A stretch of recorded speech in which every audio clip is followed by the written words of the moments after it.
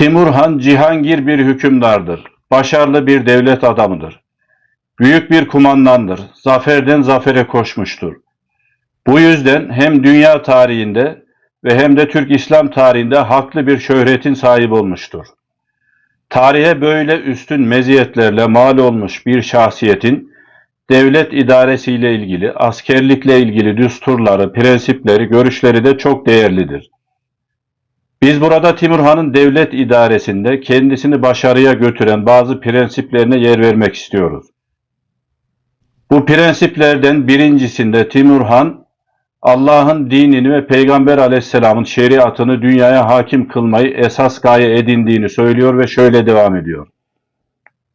Allahü Teala'nın dinini, Peygamber Efendimiz Muhammed sallallahu aleyhi ve sellemin şeriatını dünyaya yaymayı esas edindim. Her zaman her yerde İslamiyet'in hükümlerine riayet ettim. İkinci prensibinde fikir alışverişinde bulunmanın önemine dikkat çekiyor ve bu hususta şunları söylüyor. Düşman ordularını mağlup ve memleketleri fethederken arif ve alim kimselerle istişare etmenin, fikir alışverişinde bulunmanın, ihtiyatlı hareket etmenin çok faydasını gördüm. Bunların bana çok yardım oldu. Devleti idare ederken hilimle, yumuşak huylulukla, insaniyet ve sabırla hareket ettim. Her şeyi gözetimim altında bulundurdum. Üçüncü düstur olarak kanunlara ve düzene uymanın idaredeki kuvvetini nasıl artırdığını, bunun idaresi altındakileri nasıl memnun ettiğini şu sözlerle açıklıyor.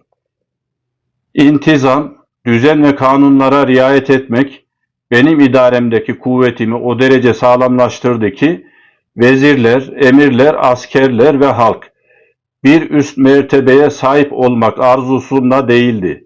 Her biri bulunduğu sınıftan memnundu.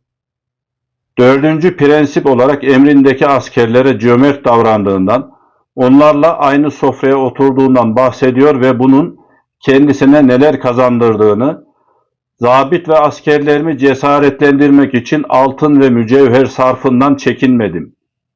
Onları soframa oturttum. Böyle kıymetli cengaverlerin yardımı ile 27 devletin hükümdarı oldum sözleriyle ifade ediyor. Başarıya giden yolda sebat etmenin, sabırlı davranmanın ve bir işe karar verdiğinde o işi başarabilmek için bütün her şeyiyle o işe odaklanmanın önemini vurguladığı konusunda da şunları söylüyor.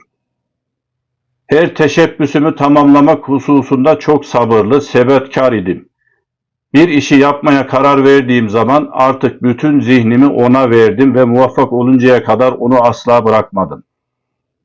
Devlet idaresinde temel şartlardan birisi de adalettir. Timurhan adaleti nasıl tesis ettiği konusunda da adalet ve tarafsızlıkla halkımın hayır dualarını aldım. Güzel teveccühlerini kazandım. Cömertlik ile insanların kalplerinde güzel bir yer edindim. Hükümlerimdeki esas adalet ve insaf idi. Hakimane bir siyaset ve tam bir adalet ile askerlerimi ve halkımı korku ile ümit arasında tuttum. Cengaverlerim savaş meydanlarında beni yanlarında görürlerdi, sözlerini sarf eder ve bu konudaki görüşlerine mazlumu zalimin elinden kurtarırdım. Bir şahsa, mala veya mülke yapılan zararı meydana çıkarmak için kanunun gerektirdiği neyse tatbik ettim.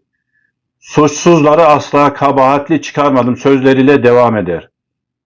Timur'un devlet yönetiminde dikkat ettiği hususlardan birisi de yaşantısıyla sözlerinin birbirine zıt olmadığı, muhalif olmadığı konusudur. Yani eylemle söylemin bir olması gerektiğidir. O bu konuyla ilgili olarak nasıl hareket ettiğini, halim, yaşantım, uygulamalarım hiçbir zaman sözüme muhalif olmadı. Asla hiddetle hareket etmedim. Allahü Teala bana yapacağım kötü muameleye göre gazap ile muamele eder korkusuyla kimseye hiddet ve öfkeyle davranmadım sözleriyle dile getiriyor. Timurhan'ın ilim adamlarına, din bilginlerine, tasavvuf büyüklerine gösterdiği hürmet, beslediği sevgi, verdiği değer tarihin kaydettiği bir gerçektir. Timurhan bu konuyla alakalı olarak Seyyitlere, alimlere, fakihlere en mümtaz muameleyi gösterdim. İyi ve cesur adamlar benim dostlarım idi. Zira Allahü Teala da böylelerini sever. Alimler ile istişare ettim.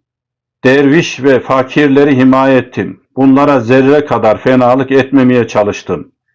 Hiçbir isteklerini geri çevirmedim. Onların hayır duaları bana zaferler temin etti. Başkalarının arkasından konuşanları sarayımdan uzaklaştırdım. Bunların sözlerine ve iftiralarına hiç ehemmiyet vermedim açıklamasında bulunur.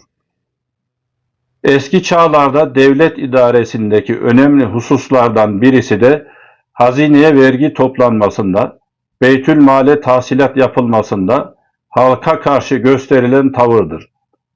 Bu konuda tarihte çok zalimane davrananlar olduğu gibi halkın incitilmemesine özen gösteren hükümdarlar ve devletler de olmuştur.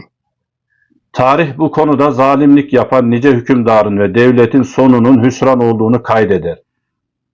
Yine bu konuda halkına yumuşaklık ve adaletle davranan nice devletin ve hükümdarın saltanatlarının uzun ömürlü olduğunu, devletin ve halkın bahtiyarlık içinde yaşadığını da gösterir. İslam devlet anlayışında bu konuda halka zulüm yapmanın kıtlığa sebep olacağı ve her türlü musibeti beraberinde getireceği, bu zulmün cemiyeti yok edecek bir fenalık olduğu inancı da vardır. Timur Han bu konuda nasıl hareket ettiğini şu sözlerle açıklıyor. Beytülmal tahsilinde, hazineye vergi toplanmasında ölçüsüz davranılmasına, onun kötüye kullanılmasına, rüşvete ve halkın sıkıştırılmasına izin vermedim. Bunların kıtlığa ve her türlü musibete sebep olan, cemiyeti silip süpürecek fenalıklar olduğunu bilirdim.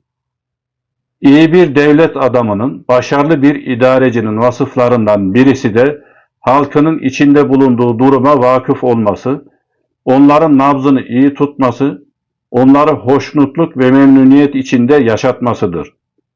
Timur Han, halkın her haline vakıf idim. Büyüklere kardeşim, küçüklere evladım gibi muamele ettim. Bana yeni tabi olan halkların ve bunların önde gelenlerinin muhabbetlerini kazandım. Onların idarelerini içlerinden itimatlarını kazanmış kimselere bıraktım sözleriyle bu konuya da riayet ettiğini dile getiriyor. Timur'un özellikle önem verdiği hususlardan birisi de dostluktur.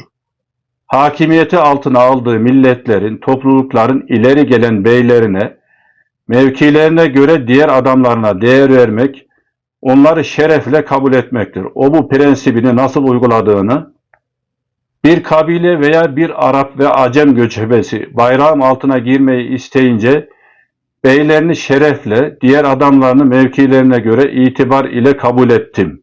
Benimle dost olan herkes bu dostluktan asla pişmanlık duymadı.